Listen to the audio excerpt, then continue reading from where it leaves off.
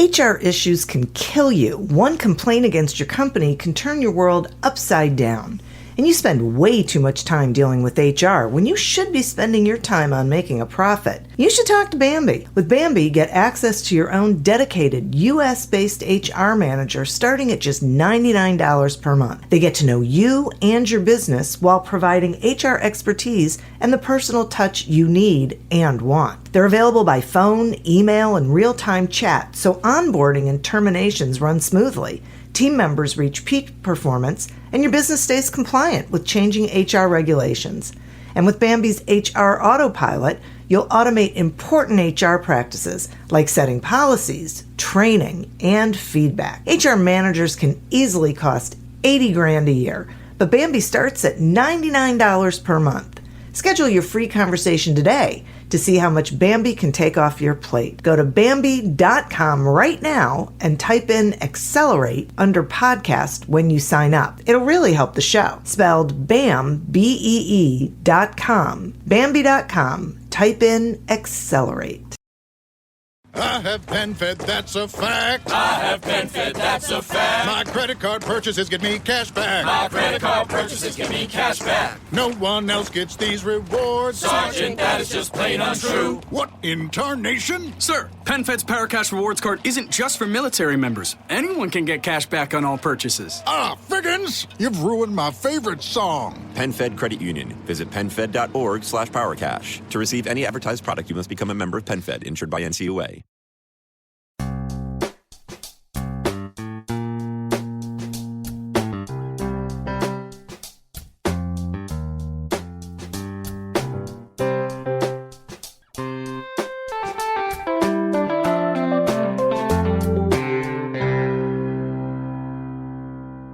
Welcome to Accelerate Your Business Growth with your host, Diane Helbig.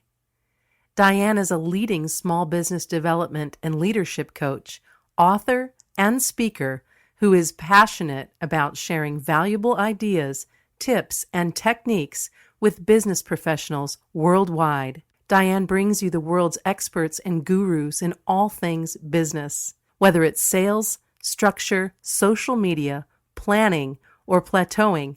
Guests bring their expertise and energy to each episode. When growing your business is your focus, Accelerate Your Business Growth is the show to listen to. Got a topic or guest suggestion? Let Diane know. The goal is to make sure you have the information you need to move your business forward. Thanks for joining us. Settle in and enjoy. Hi, everybody. Thank you so much for joining us. Today's podcast is sponsored by Audible.com. Audible.com is a leading provider of spoken audio entertainment and information. Listen to audiobooks whenever and wherever you want. Get a free book when you sign up for a 30-day free trial at audibletrial.com/businessgrowth. Accelerate Your Business Growth podcast is enjoying inclusion on lists of the best podcasts to listen to, and is a great resource for small business owners, entrepreneurs, and sales professionals. So say Inc.com, MSNBC's Your Business, People First, Fit Small Business, Proven, and a bunch of other sites. Where I am so unbelievably honored that they have recognized this podcast as, such a great resource. And it's really because of the guests that I get to come on here. These people have incredible expertise in a variety of areas of business. They give of their time and their knowledge and join me in a conversation so that all of you can get the answers and the ideas and the insights that you need that you can take back into your business so you can continue to do great things. Today is no different. My guest today is Kim Chernecki. Kim is CEO and founder of Freedom Street, a global training and coaching company that helps high-performing consultants, coaches, and other experts land lucrative corporate contracts. She's the creator of the Land Corporate Clients Fast Track system and is a top-rated sales performance executive, facilitator, coach, advisor, speaker, and strategist. A 25-year entrepreneur, Kim has consulted with executives from over 100 leading North American and Fortune 1000 companies, and has also started up and helped grow 8 businesses and business divisions. Thanks for joining me today, Kim. Well, thank you. I'm thrilled to be here, Diane. I am thrilled to have you here. I think that this topic of corporate clients is so interesting because I think a lot of small business owners either think they can't get them or they're like that they themselves are too small to be taken seriously. So I'm really thrilled that we're talking about this.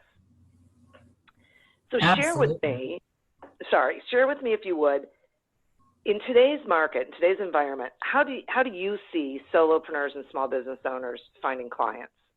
Sure. Well, I mean, I think the first way, and this goes with corporate as well, is it's always leveraging. I see people leveraging their networks, right? Of course, they're going to go after, leverage their network, people that they trust, and then they can refer them to others and lead to great referrals because it's a great source of trust and confidence. And then, of course, there's networking, going out there and going where their target clients network, whether it's, different meetups, industry associations, industry events, and so forth. However, I do see so many small business owners and consultants tapping into corporate via their networks. And, the way that they're doing that is, it's through their networks, but also doing some great research.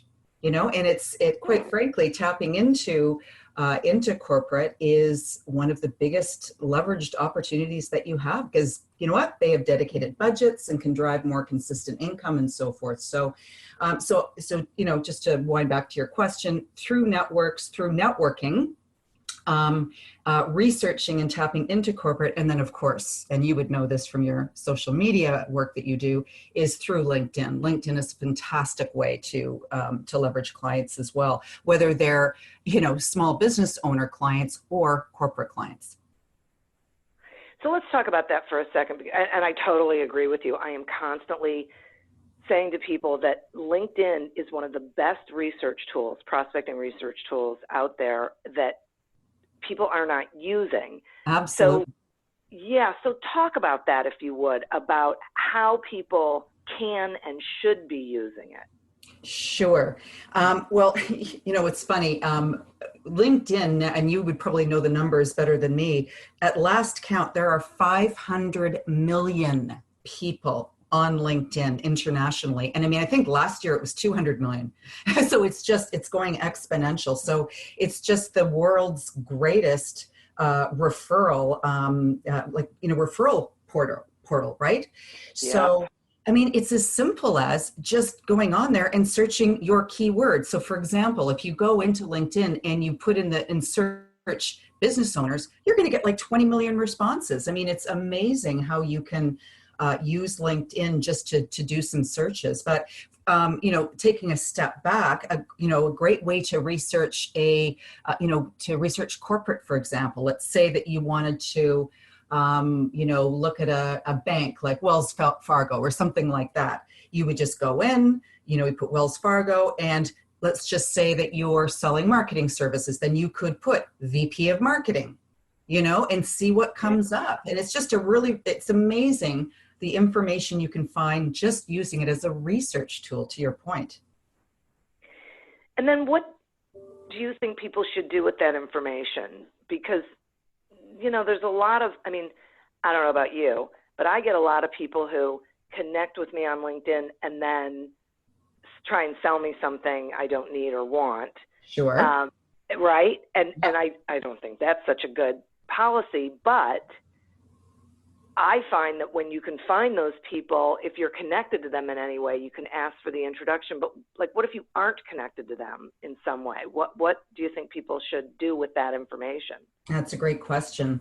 Well, if you are going to link in with someone and they accept, or if you want to meet them, you would need to do one of two things. Either have a really great, juicy offer that is top of mind for them. And if you've done your research, and that's, when it comes to meeting, corporate decision makers face to face, it's all about research, right? But finding out what their kind of top priorities would be. If you can tap into that, then you have better chance of them responding. Or what you could do is just say, I'd love to connect and see if we can't help each other, and just keep it high level. They'll either accept or they won't. Yeah, so great. So great. And I have to admit, Diane, that LinkedIn, I'm not even using it to its full extent right now. It's kind of one of my 2018 priorities, is to really leverage LinkedIn to drive my business. For me, it's all about going direct to, it's more of a research tool to find out the players so that I can go direct to those decision makers. Yeah, so I'm totally in the same boat with you, and I always have it on my list. But I just want to circle back to something that you said, and I'm really hoping that people hear this, that you got to do the research. You got to know what's top of mind for these people. You can't assume that what you sell is what is on the top of their list. Because if you're wrong, you're screwing yourself, right? Totally. You don't necessarily get a second bite. Yeah. Totally. It's all about the research. It's all about preparation. I mean, if people get nothing else out of this, this interview, it's all about the research. It's all about the prep, and it's all about what's most important to the client. Because if what you have to offer isn't top of mind for them, if it isn't a top priority, they're not going to buy from you, at least not yet. Yeah. Right? Yes. But that's not necessarily a bad thing, because then you can start developing, if you realize that it's not time yet, you can start developing a relationship. You can be that trusted advisor and send them articles and add value, and just start that relationship so that when it is time, when it is a top priority for them, you'll be top of mind for them. And that's a whole nother, whole other area of focus, right? Yeah.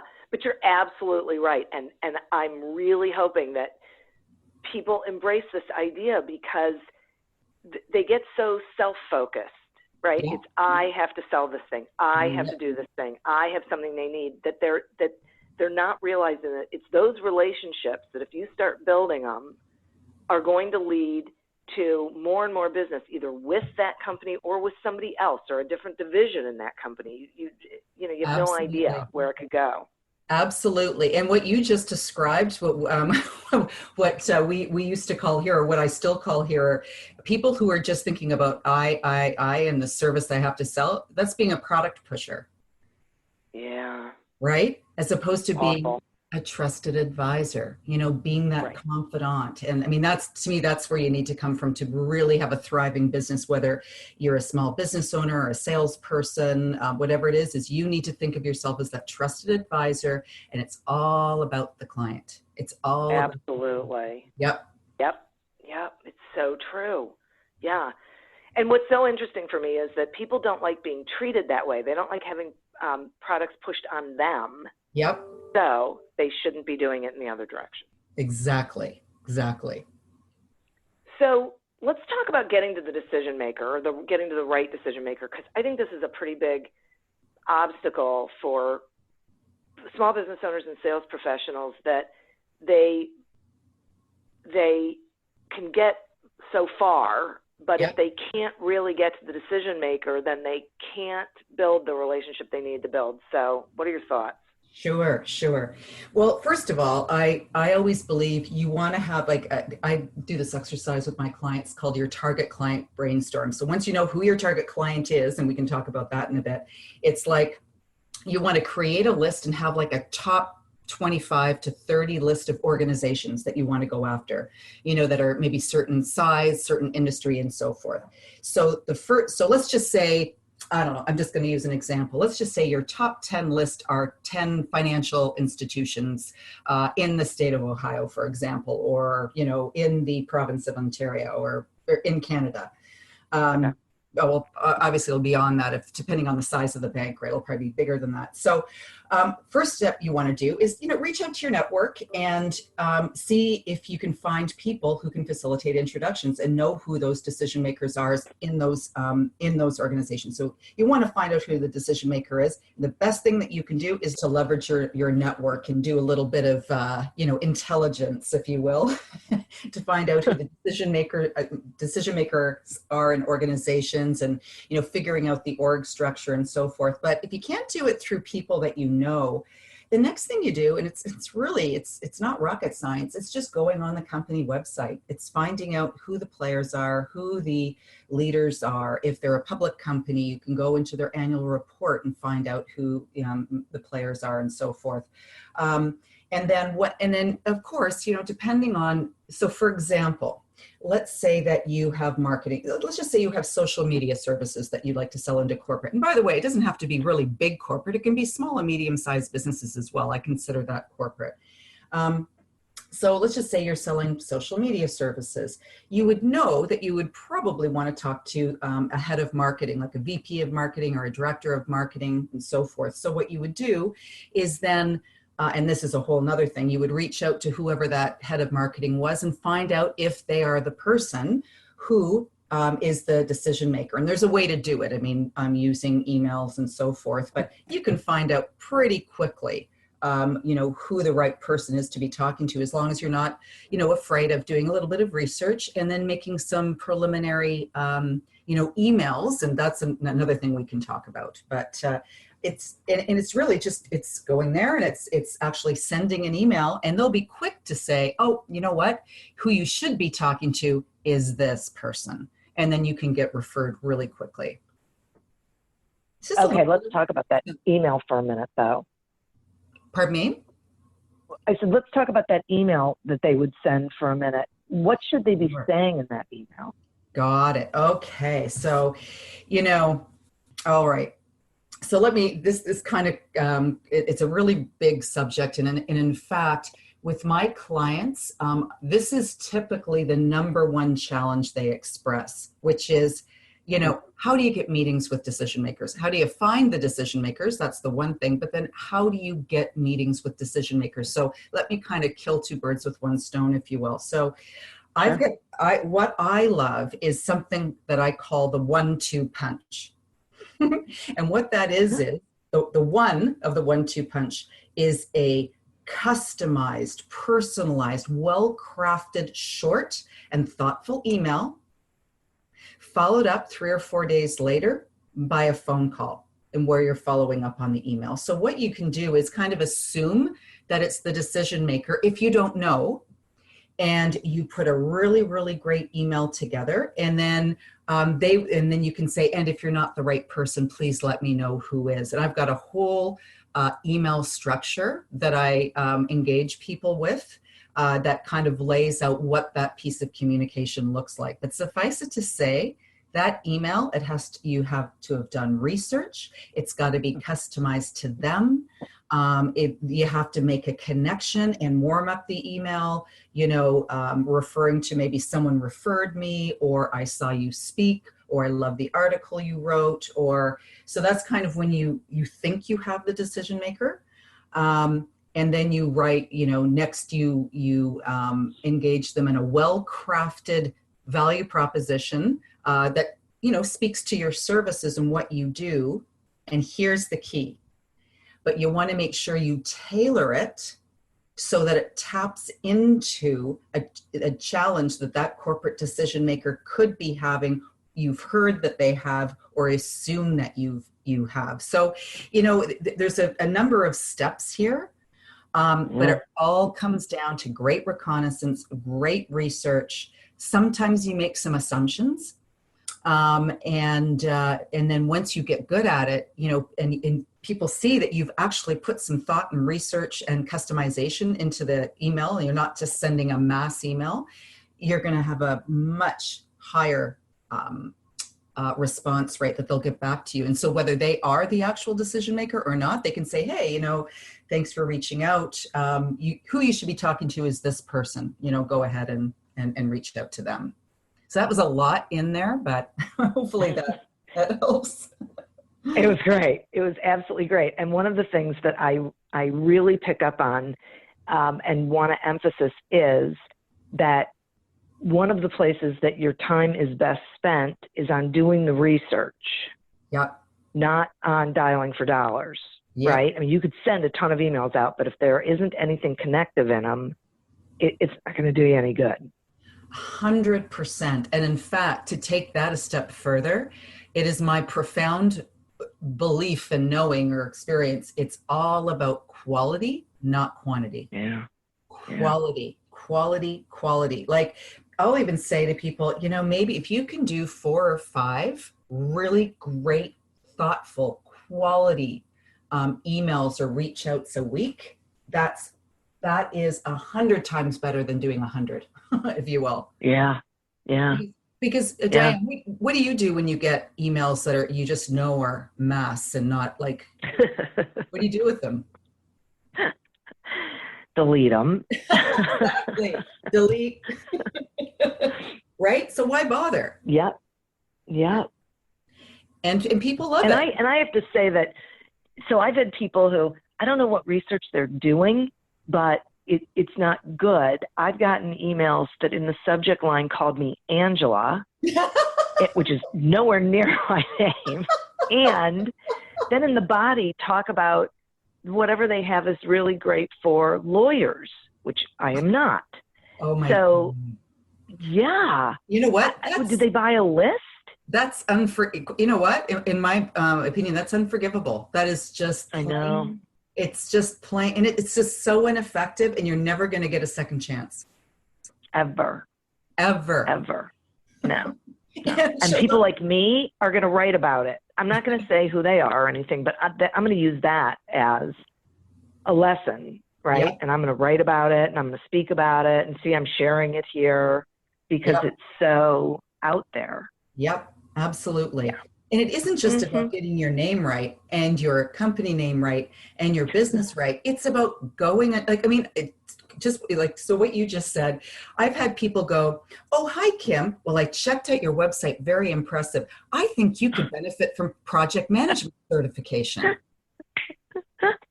I'm like, so I actually emailed back and I said, did you really read my website? Never heard back from them again. I'll bet. I know. You could use this. I do that. Wait a minute. Yeah. Oh my God. Yeah. No, we're talking. It's lazy. Yep.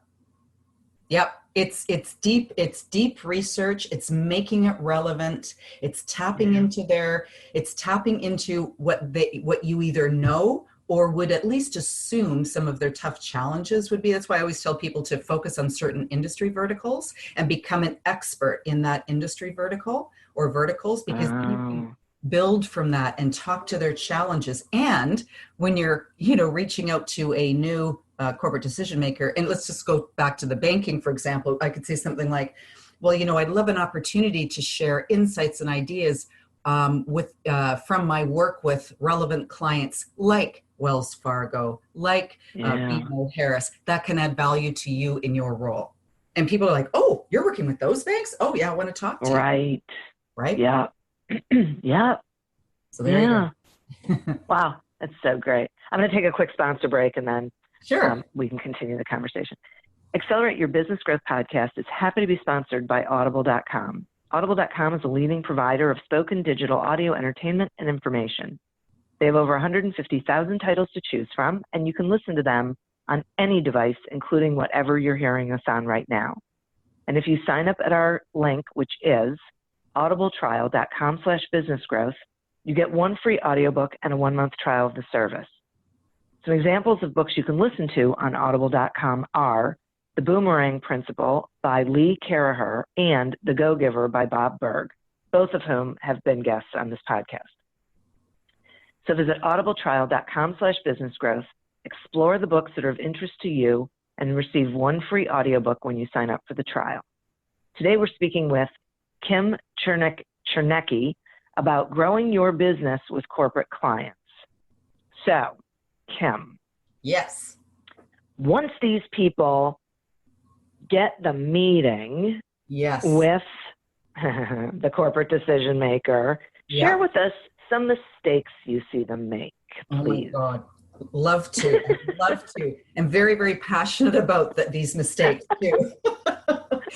I can tell.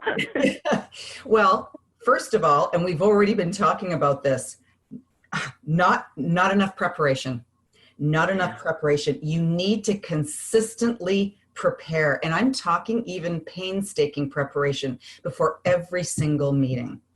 And that means, doing research, developing a comprehensive list of questions, planning a well-crafted opening.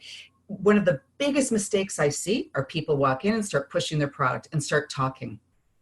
It's interesting, Diane, because can I call you Angela? No, I'm just kidding, Diane. No. No. So it's interesting. We were just talking about, great email preparation. And I had received this email from a guy, and it looked, and he was this money consultant.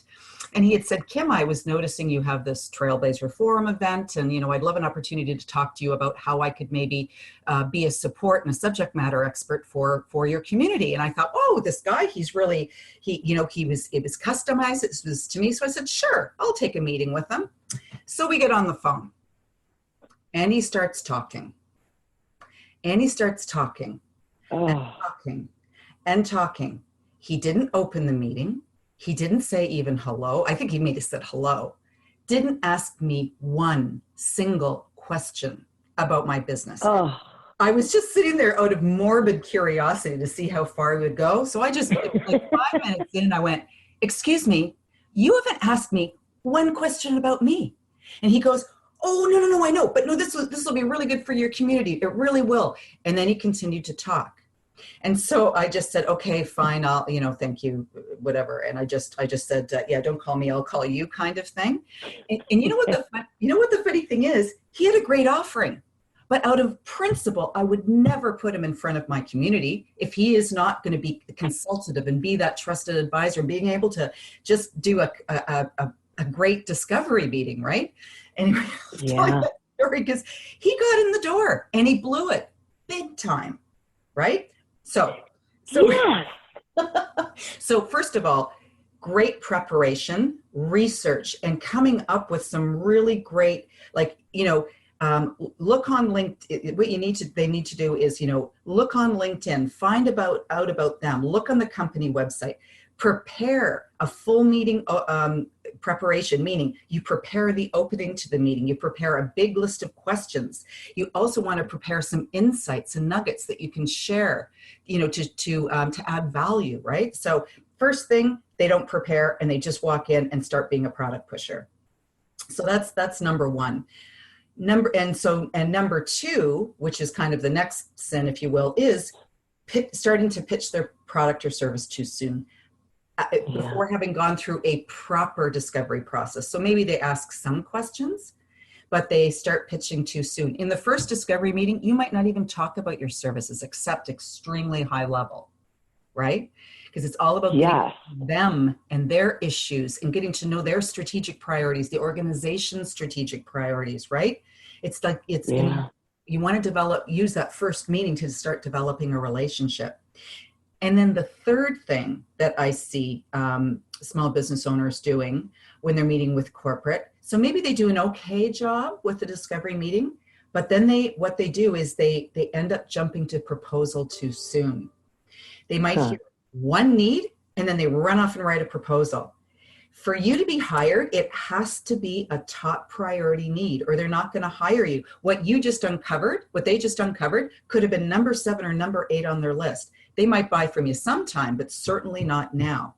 So there's so much you can do in the sales process, if you will, before you go to proposal. So just to confirm that, so the 3 biggest mistakes I see are not enough preparation or no preparation, pitching on the product or service too soon, and jumping to proposal too soon. I so agree with that. It's absolutely incredible. And I think part of it is, I think they walk into the meeting, even, I've seen people they have heard this. They've heard you have to do discovery. They've heard you have to ask questions. Yep. Their mind is not on the listening attentively to the answers that they're getting. They are already, they're just going to go through the process. And then as soon as the people are done, they go ahead and pitch because they've made assumptions about what the company needs instead of really listening to what the person is saying. Yep. You got it. And you know what? It's ridiculous. It's, I'll have to say, I don't know what your experience is with this, Diane, but it has been so I used to be a sales performance executive. I used to work with organizations to help them sell better, right? And I used to work with their sales leaders and their teams, and even trained salespeople, 80% of them were product pushers. Like 80% of people out there do what you just said. They jump too soon. It's a real I think it's because they were trained back before the internet when the consumer didn't have any information. And so, we had this whole sales system where you were supposed to go in and you were supposed to share all the bells and whistles and features and benefits and talk about all of this stuff. And the consumer was sort of stuck because they didn't know.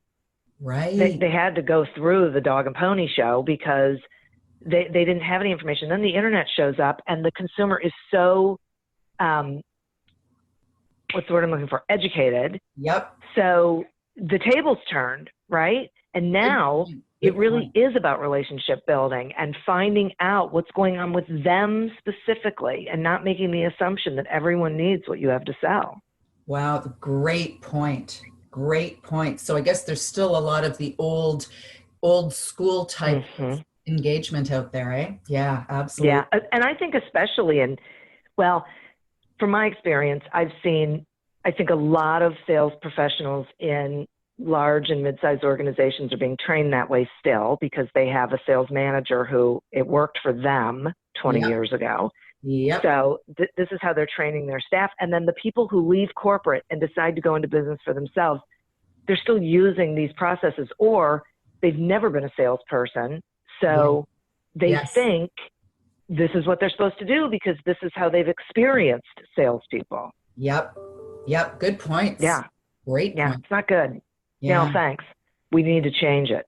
So Oh, for sure. It's all about, and I know this is an overused word, but we need to think of being trusted advisors. And that does overuse, but in the purest sense, it is the best term. You need to think of yourself as a trusted advisor. You're their confidant, you're their resource, you're their expert, you care about them. You want to find out everything about them so you can be their go-to resource. But you got to earn that through great and building relationships, right? Yeah. Yeah. And it's these people who, like, I know someone who believes that everyone needs what she has to sell. So just by virtue of introducing herself, they should want to do business with her. And you just look at her and say, okay, no, and and no. And are you stopping and thinking about how you can help that person? It's just insanity. Yeah. Oh, and you know what? It's funny you say that because it's almost like the fact that she has such a great service or product that everyone needs. It's almost a disservice to her to not learn how to be consultative and be that trusted advisor, because it'll just put you head and shoulders above head and shoulders above other people out there selling to corporate or to anyone, right? It's so true. Yeah, it's so true, because she really does have something that a lot of people need, but she just shoots herself in the foot with it. It's too bad. Yeah. Bad. So moving off of sales just a little bit, sort of. I mean, it sort of is. I would really like to talk with you about pricing, because I think small business is another place where small business owners get themselves really twisted around when it comes to corporate clients. Yeah. So, right? I mean, should they be pricing differently? Should they just know what the value of their product or service is? And that's just what it is, regardless who they're selling it to. Where are you on this? Yes. So there's so kind of like how long is a piece of string, right? But there's a great question. So yeah, it really depends. So really what it comes, it's several key things. You really need to know whatever your, let's just say it's a service, okay? You have to know what the going market rate is in corporate for your service or product, selling similar services. And then you need to they need to price their services depending on the additional or relative value they provide. So there's really nothing wrong with being on the higher price side of things, as long as you can confidently position and deliver value and ROI. So for example, let's say a photographer. A photographer versus say a photographer like who does headshots, and maybe they do headshots in corporate and they're going to get a certain amount of money for that. But if you have a photographer who positions, it's funny, I've got a client of mine right now who she positions herself, I'm your brand identity photographer and I make you look like a rock star or be a rock star in your space. She can charge more, almost double than what others might charge because she really does. She works with you on your whole brand identity and those pictures and makes your whole brand identity come alive.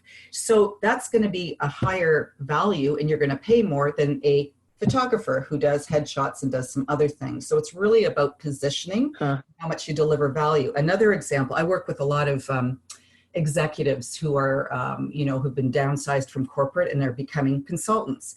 So, a way a senior executive or that type of consultant, they can charge more than say, even some of the people in the big consulting firms who are more junior and don't have the deep corporate experience.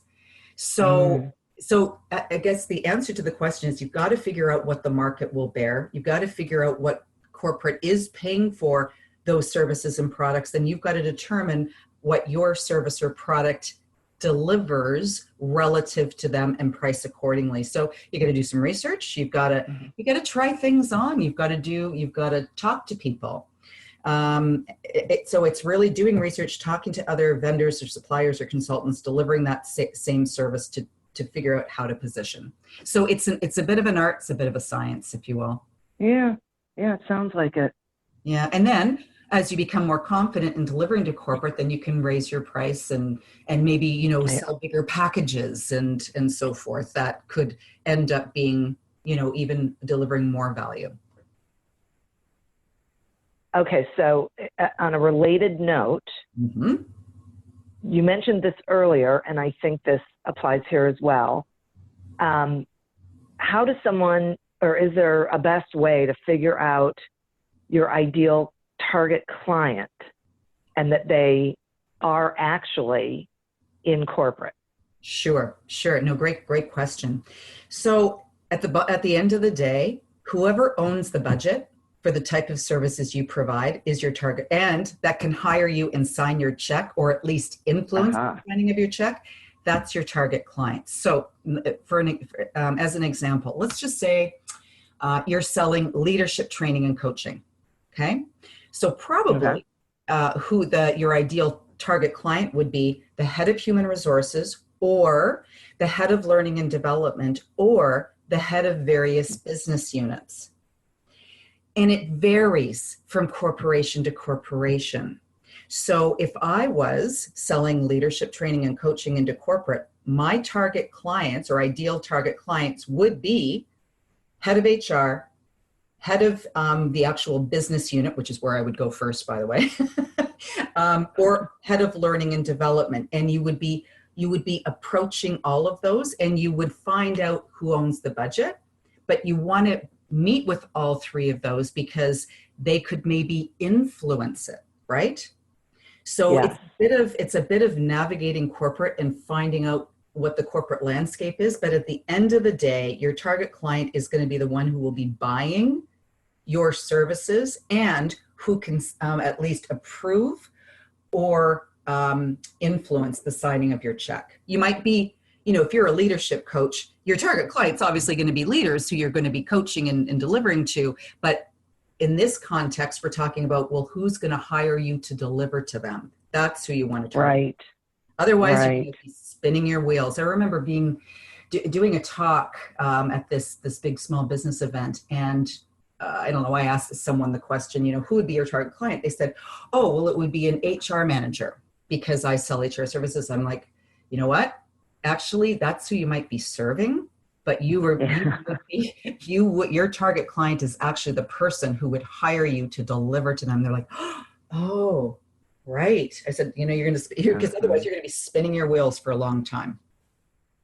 And just on top of that, there could be a number of stakeholders who may have to support that decision, and you want to engage them too. But at the end of the day, you want to be in front of who's going to be, who owns the budget, who's going to be hiring you.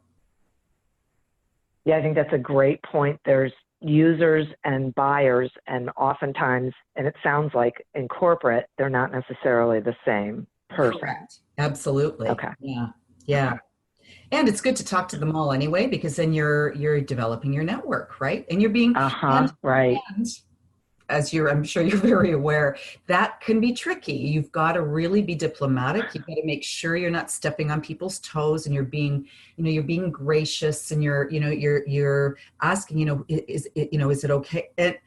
And then there's a school of thought that says, approach people and then ask for forgiveness later. I think there's an in-between where you can reach out and just say, I don't want to step on anyone's toes. You just have to navigate the political. It's because, in any corporate, there's a bit of politics. So you just have to navigate. Yeah, for sure. I think that's a great point. Yeah. But the other thing is that, well, you should always be nice. So then you don't have to worry about it. Right. Mm-hmm. But you do want to be able to build as many significant relationships as you can, because sometimes I find what happens is the small business owner gets in with somebody because they know the person who works there or whatever, and then that person leaves and they don't know what to do next. They don't know who to talk to next, right? Because they have not, then they lose the business. Absolutely right. You're absolutely right. And you know what, Diane, to build on that, and this is why there's such an opportunity for small business owners to, and by the way, corporate wants small business owners. There's so many reasons they want to buy from small business owners. You said that at the beginning, some people feel like, there isn't an opportunity. There's a huge opportunity. But there will always be opportunities, because to your point, people are leaving organizations. They're leaving, they're being fired, they're being downsized, they're moving. There's always going to be new players. So there's always going to be opportunities, because, for example, let's just say that you're going back to the marketing services. Let's say that you're providing marketing or social media services to their marketing department. Then all of a sudden a new VP of marketing comes in and says, no, I've got my own person, right? Or a new VP of marketing comes in, all of a sudden it's fair game, right? So there's always going to be opportunity in this just completely consistently changing business landscape. There'll always be lots of opportunities. And where there was no opportunity one day, the next day there could be. Which is exactly why you should be building relationships with these people, even if they don't need what you have to sell right now or are not prepared to buy what you sell because of that changing landscape. Yep. Bingo. Yeah. Right on. Yeah. And just to circle back on your point, it is so important to make those multiple touch points in organizations, again, because the players are always changing. And if you're just relying on one, they could be gone. Really important. Exactly. Yeah. Yeah. Okay. Wow. This is really so great.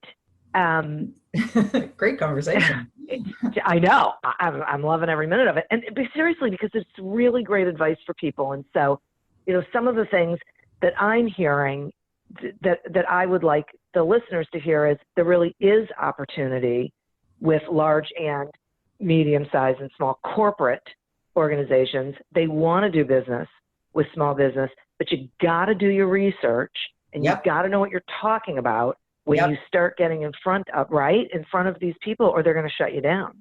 Exactly. And some people are afraid and maybe intimidated, so don't even try. And you know what? You just need to try. And you know what? You might get turned down a couple of times, but you keep going. There is a huge, it's funny, one of my kind of taglines, and I'm up in Canada, I say, the $500 billion opportunity most small businesses miss. That's what corporate Canada spends annually on third-party service providers. So in the States, that would be 500 trillion, because you guys are always 10 times bigger than us. Every year, corporate US spends $500 trillion a year on third-party service providers. That includes small businesses, that includes trainers, sure, a lot of that are big suppliers and all that, but the little ones, oh, absolutely. So that leads me to another question. Talk to me if you think there's value in these small business owners building relationships with some of the larger companies in their space, so maybe they could be subs on some of this business. Is that a worthwhile venture? Yeah, it depends. I would think there could be little niches here and there. If you're solo, it's going to be more difficult. Probably more pure consulting would be probably where you could fit in. It's just you, it's probably better to go with more medium-sized organizations rather than the great big ones. I would say, and hey, there's so many more of those. Yeah. So, and one of the things that I say to people to look at is to look at, the top 100 fastest growing organizations in North America, for example, and, look at the size of the organization. They have tons of problems and needs that they need solved, and will be of a size, and it's much easier to navigate as well. Like I personally, I don't go for the great big ones anymore, just because. And hey, I used to, as a sales performance executive, I worked with some of the lots of the biggest organizations right across Canada, but I also had a huge team behind me. Right. Right. You want to be able to deliver, so you need to have the scale to deliver. But if you're on your own or a small team, you just want to go where you can deliver and add value. So you might want to start more the medium size, I think would probably be the best way to go. And it's much easier to get in. You don't have to navigate procurement as much as you might in a large organization, that kind of thing. Wow, that's terrific. Yeah. I love that advice. That's great. Yeah. Just one other thing, Diane. Or start off with a business unit. Start off with one business unit. In a larger organization. That's always a great thing to do too. Yeah. I mean, you could start out geographically where you are, right? If there's a large company, and it's all over the place, start with the folks where you are, if you can, and then see if it makes sense to piggyback on it. Yeah. Proximity, always better to go where you're close to, for sure. Yeah. Because there's nothing that, and I know you can, we're meeting virtually right now, and we have international and global reach, but when it comes to corporate, there's nothing that replaces good old-fashioned one-on-one in-person meeting. You have to just do that, but there's still something about that is still very, very, because we're human, right? So go where you live, have a great face-to-face meeting. That's always the best. And you can start your phone and Zoom and WebEx and Skype and all that. Yeah. But it's about relationship building. So you have to do that first. Got it. And then, absolutely. Yeah, right. That's so great. Good. Oh my gosh, Kim, I have loved this conversation. I think you have provided so much that these listeners can grab onto and do things with. And speaking of them, would you share with them how they can find you and reach out to you? Sure. Well, and what they can do is go to www.freedomstreetinc.com. So spell out all the words. So freedom, FREEDOM, street, STREET, then INC.com. And actually, if they go to the front of my website, I have 3 free training videos, which is all about, the $500 billion opportunity that most small business owners miss. And they can sign up for my 3 free training videos and kind of take a deeper dive as to what we've talked about here today. So I'd love it. We're open to do that. I'd love to, be great to share that. That's terrific. Thank you. Thanks so much for being here and spending this time with me. I really, really appreciate it. Oh, really enjoyed it too, Diane. Like we definitely think alike. So it's a great conversation. Yes. Yeah, we do. I know. It was great. And thank you to the listeners for tuning in, as well as our sponsor. Remember, if you want to get a free trial and a free audiobook from audible.com, just go to audibletrial.com/businessgrowth. Continue to prosper and be curious and do your research. And until we meet again on another episode of Accelerate Your Business Growth, goodbye and good day. I have been fed, that's a fact. I have been fed, that's a fact. My credit card purchases get me cash back. My credit card purchases give me cash back. No one else gets these rewards. Sergeant, that is just plain untrue. What in tarnation? Sir, PenFed's PowerCash Rewards Card isn't just for military members. Anyone can get cash back on all purchases. Ah, Figgins, you've ruined my favorite song. PenFed Credit Union. Visit penfed.org/powercash. To receive any advertised product, you must become a member of PenFed, insured by NCUA. Do you love news about LinkedIn, Indeed, Google, and just about every other recruitment tech company out there? Hell yeah. I'm Chad. I'm Cheese. We're the Chad and Cheese Podcast. All the latest recruiting news and insights are on our show. Dripping in snark and attitude. Subscribe today wherever you listen to your podcasts. We out.